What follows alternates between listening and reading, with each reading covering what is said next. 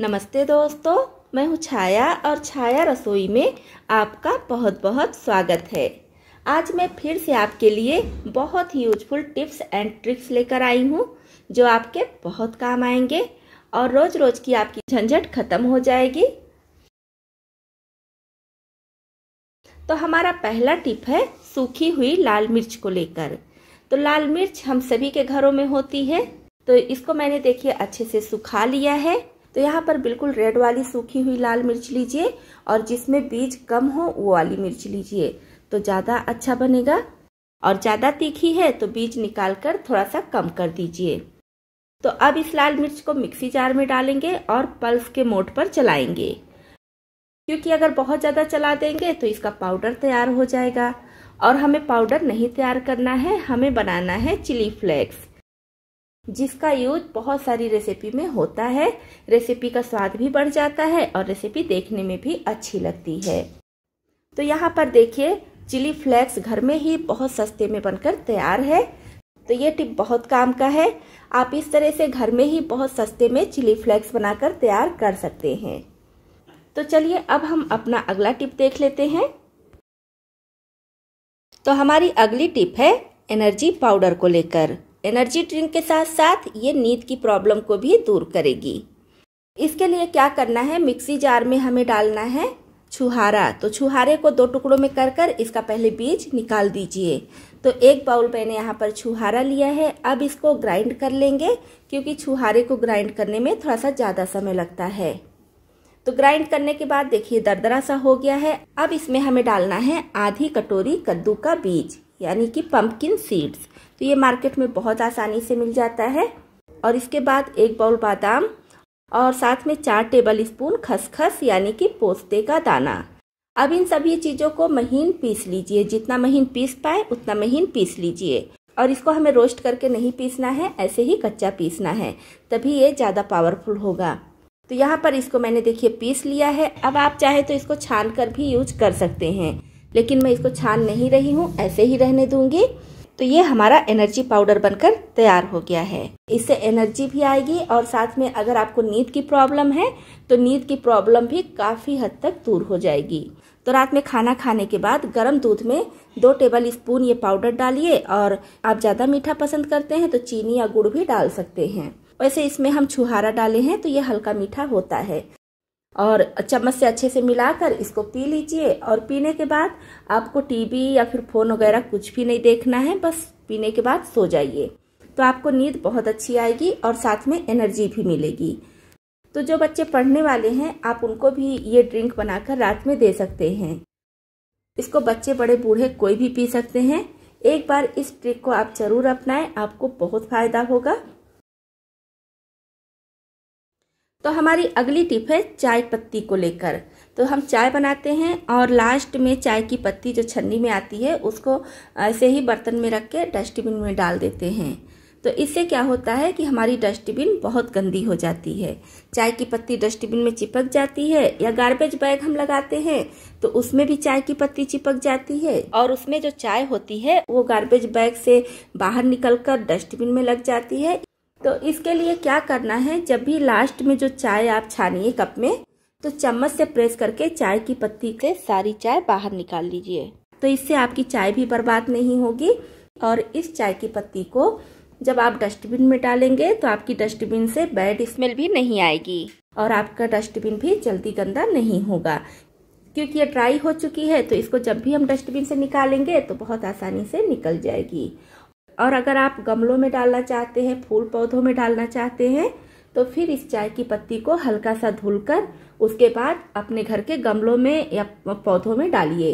क्योंकि अगर चाय सहित हम इस चाय की पत्ती को पौधों में डाल देंगे तो उसमें चींटियां और कीड़े लग जाते हैं, जिससे हमारे पौधे जल्दी खराब हो जाते हैं। अब चलिए हम अपना अगला टिप देख लेते हैं। कभी कभी प्रेशर कुकर का ढक्कन लगा दीजिए तो ये अच्छे से सेट नहीं होता है। यहाँ से देखिए गैस निकलती रहती है, तो इसमें फिर प्रेशर नहीं बनता है। तो इस स्टेज पर क्या कीजिए कि अगर ये ढक्कन निकालकर धुल सकते हैं तो धुलकर गैस किट फिर से लगा दीजिए। देखिए अभी बिल्कुल प्रेशर नहीं बन रहा है। अगर नहीं धुल पा रहे हैं तो गुथा आटा हम सभी के घरों में होता ही है खाना बनाते समय। तो आटे को इस तरह से करके इसको पतला कर लीजिए और यहाँ पर ऐसे चिपका दीजिए इस तरह से, जहां से लगे कि प्रेशर निकल रहा है ऐसे चिपका दीजिए। इससे क्या होगा कि प्रेशर भी नहीं निकलेगा और जो भी चीज आप दाल या चावल जो भी बना रहे हैं साइड से जो पानी निकलता है वो भी नहीं निकलेगा। तो फिर अभी देखिए, तो अब मैं गैस ऑन कर दे रही हूँ, मैंने गैस ऑफ कर दिया था। तो ये देखिए प्रेशर बनने लगा है इसमें। तो जो भी कुकिंग करता है उसके लिए ये टिप बहुत काम का है। हमारा अगला टिप है बादाम को लेकर। तो बादाम अगर कुछ दिनों के लिए हम घर में रख देते हैं, जैसे ही इसका पैकेट खोलते हैं और कुछ दिनों के लिए स्टोर करके रख देते हैं तो इसमें कीड़े पड़ जाते हैं, कभी कभी छोटे छोटे कीड़े आते हैं और कुछ बादाम इस तरह से हो जाते हैं जैसे लगता है कि इसको कीड़े खाए हुए हैं। और कभी कभी फफूंदी भी लग जाती है। अगर ज्यादा दिन के लिए ना देखिए, छोड़ दीजिए तो इसमें फफूंदी भी लग जाती है। तो आज मैं आपको बताऊंगी कि बादाम को बहुत ही लंबे समय के लिए बिल्कुल फ्रेश कैसे रखें और ये सॉफ्ट भी ना पड़े। तो इसके लिए पहले हम गैस पर एक कढ़ाई चढ़ा देंगे और इसमें ये बादाम डाल देंगे। अब इसको बिल्कुल लो फ्लेम पर 1.5 से 2 मिनट के लिए हमें चलाते हुए भूनना है और फ्लेम भी एकदम लो रखेंगे जिससे इस पर कलर ना आए। अब इसको मैंने बिल्कुल हल्के फ्लेम पर 1.5 से 2 मिनट के लिए भून लिया है। तो इसको निकाल लेंगे कढ़ाई से जिससे जल्दी से ठंडा हो जाए। तो जब ये अच्छी तरह से ठंडा हो जाए तो कोई कांच का कंटेनर लीजिए या फिर प्लास्टिक का और इसमें इसको भर लीजिए।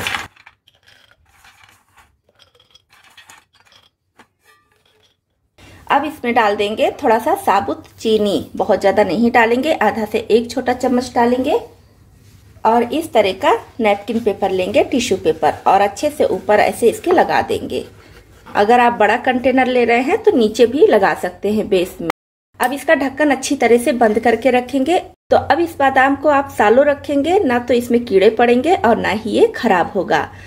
तो बहुत ही यूजफुल टिप है, इसको आप जरूर अपनाएं। तो हमारी अगली टिप है पुदीने को लेकर। हम किचन में ही बहुत आसानी से पुदीना उगा सकते हैं, बिना मिट्टी के और बिना किसी तामझाम के। जब भी मार्केट से लाइए, पुदीने की पत्ती को अलग कर लीजिए और सारी डंडी को एक साथ इकट्ठा कर लीजिए।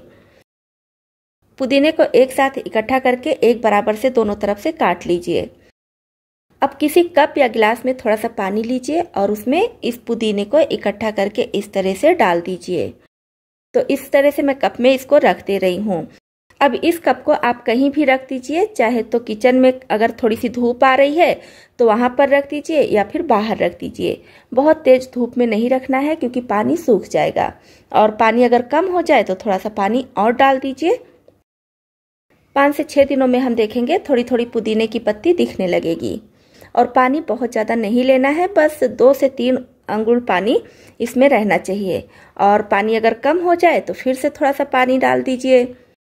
आप चाहे तो इस तरह से सारे पेड़ को एक साथ इकट्ठा करके इसमें एक रबड़ बैंड लगा दीजिए और बिल्कुल हल्के से लगाइए।